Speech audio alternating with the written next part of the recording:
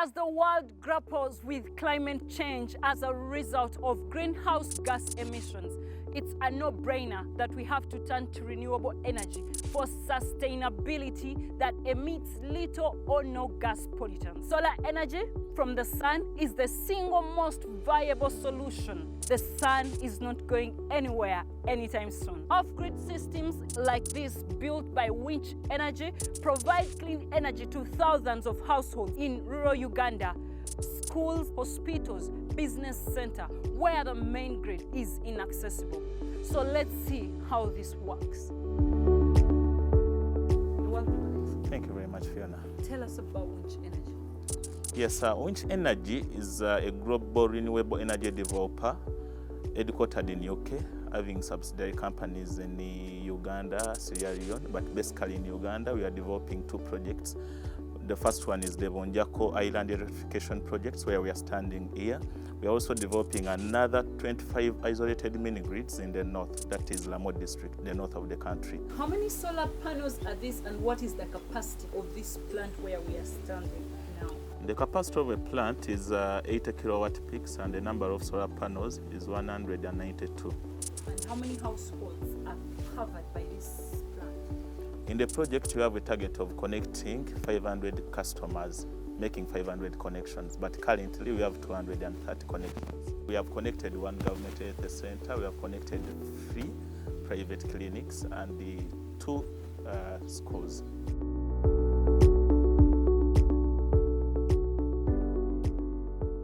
The technology we are using is called a remote power unit. We abbreviate it as RPU. RPU is basically a normal shipment container. We try to retrofit it inside, putting in the insulating materials, as you can see. Then we put in the components, the inverters, the batteries, and outside, as we've seen, we do set up a metallic structure to mount on the panels.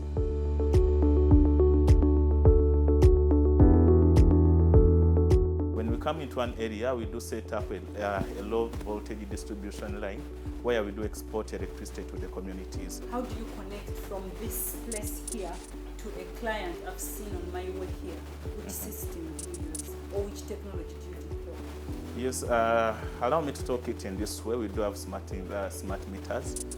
Basically, the setup like that of Omeme. Actually, I should say the setup is the same. What differs in this case is the generation. We do set up poles, conductors, and the service cable, and the smart meters, the prepaid meters. So these are smart meters. This is the outdoor unit, the one we mount on the pole. People who are familiar with the car meters, basically that is what it looks like. We also have a CIU unit, a customer interface unit. So basically on this one, a customer is able to see how much credit is left on his meter. So these are the meters we are using. The system currently is integrated on mobile money payments. At the ease of your home, you don't need to come at no more cash? Yes, please. Wow. We are moving from the cash era to the cashless generation. So at the ease of your home, you can make a payment. So here someone can buy units just like you buy them on Yaka? Yes, please. Wow. But our system is somehow upgraded to that of Yaka. That Yaka needs a manual integration. After making a payment, you receive a message with a token. But ours, the system is going to be fully automated.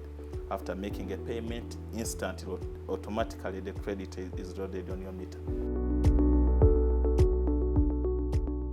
The moment you try to tamper with this meter, trying to remove the cover, trying to bypass it, it goes into tamper mode.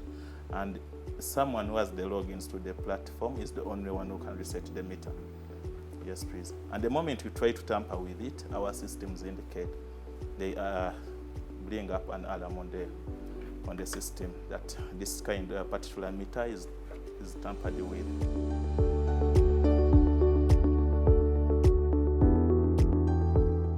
You talked about the remote monitoring unit. Yes, this is our rack.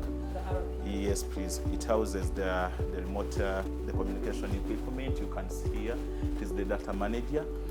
Technically, we do collect some technical parameters, like how much we are generating from the grid, how much we are exporting to the grid, the state of charge of the batteries, all those issues. We can monitor the system remotely. You can see how much we are generating. This is the generation. This is what we are consuming consumption in terms of how much we're exporting to the grid. You can see in terms of comparison, the consumption is way smaller than what we are generating. Yes, Meaning please. that you expect to add as many customers on this grid? Yes, please.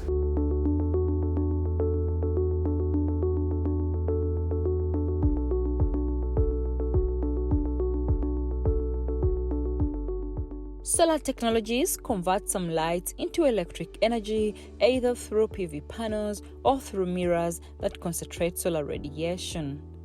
This energy can be used to generate electricity or stored in batteries like these, and later can be used in low peak hours. When it's been raining for 2-3 days, what is the backup in this place for Winch Energy? Yes, Fiona, the batteries you're seeing there behind you, the total capacity of the batteries is 296 kilowatt hours. Electrically, that is just big enough to sustain the load. Good enough, as I told you, we do have a remote monitoring unit. So even on clouded days, we know how much we are left with in terms of state of charge of the batteries.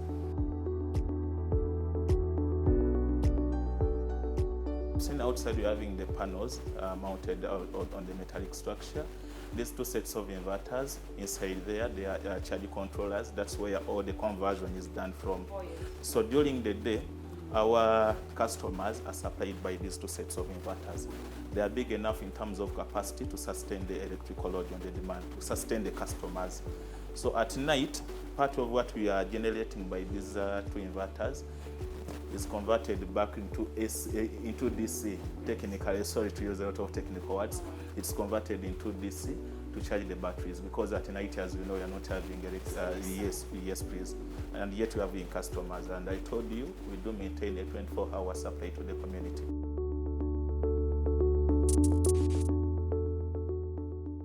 Obulamu bukyukidde ddala kubanga luli nga tunafuna amasannyalaze twali mu buzibu, twakozesanga nnyo ice. Jukira ice abawala babusega ebintu byaffe oluusi ne byonooneka ng'ebyokunywa, jukira byetaaga obunnyogovu. Niyo okuva wiiki yaleeta amasannyalaze, embeera ekyukidde ddala kubanga kati ne wookamula ebintu byo oba etonnye oba tetonnye oba free, ebintu ebya bulungi ne bizinesi zaffe zeeyongeddeko kubanga abantu tubawa kye beetaaga. Era tujjeemu bingi okuva amasannyalaze we gaatuuka, ennyingiza yeeyongerako. Also, to my viewer seated at home, maybe passionate about renewable energy, what is this Sunny Island? What are these? Sunny Island, I should say it is among the tier 1 class equipment, the solar equipment. As I told you, we try as much as possible to use high quality components, starting from the inverters, the panels outside, and even the batteries. Speaking of the batteries, Alex, Yes, please. a challenge of very reliable battery is so common Yes, please. in Uganda. How have you been able to overcome that, and how are you able to get the sustainability of this? And how long do you service them? Yes, Fiona, these are maintenance-free batteries. You say maintenance-free battery. I want someone even down into their Yes, home ma'am. to understand you. What do you mean? Maintenance-free batteries, I don't need to come and top up the electrolyte inside. What I need to do, just to come and whip off the dust. So it requires little or no maintenance. And we try as much as possible to use the high-end.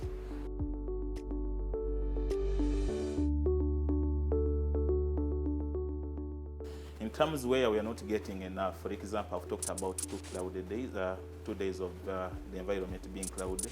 In case it exceeds that, the smart controller, our product I'm talking about, prioritizes the connected customers. It goes on switching off the customers who are less critical. We will be right back after the break.